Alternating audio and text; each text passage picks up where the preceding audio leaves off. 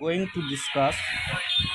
Here we see the Earth has an inertial reference frame, and I am again Galileo and Newton, and visiting the Bernoulli film city. Here we will discuss about the Earth as an inertial reference frame. So our laboratory experiments are performed in a reference frame which is fixed to the Earth.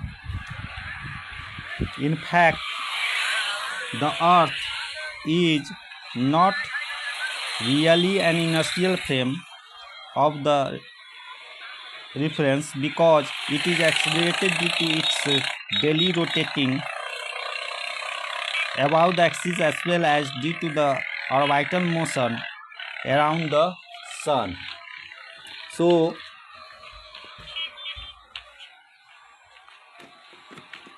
we can say that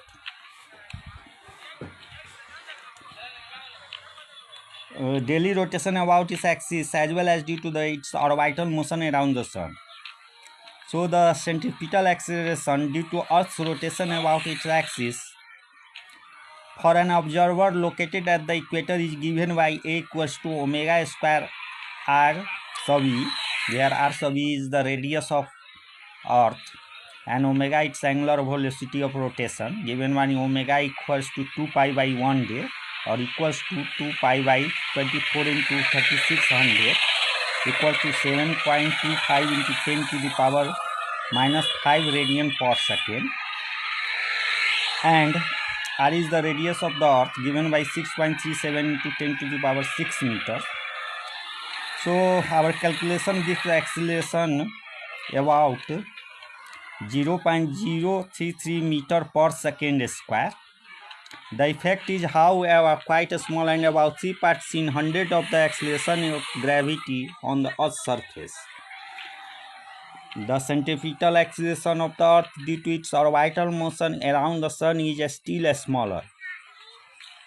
In this case, omega equals to 2 pi by 1 year or equals to 2 pi by 365 into 24 into 3600 equivalent to 2 into 10 to the power minus 7 radian per second, and the mean Earth-Sun distance r is roughly 1.5 into 10 to the power 11 meter.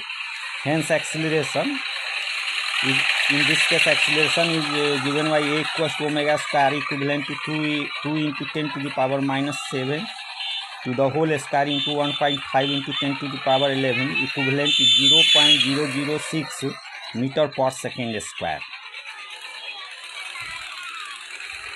So we can work out a body placed on that side of the Earth which is most distant from the sun will experience a relative centripetal acceleration of about 10 to the power minus 6 meter per second square, which is about 10 to the power minus 7th part of the acceleration of gravity. The above calculated accelerations are too small to be considered for almost all practical purposes. Hence, the Earth may be taken as the initial reference frame to a fairly good approximation. So this was the discussion of Earth being as an inertial reference frame. Here we proved we can use Earth as an inertial reference frame. With this, I would like to end this lecture here. Thank you very much for watching my lecture.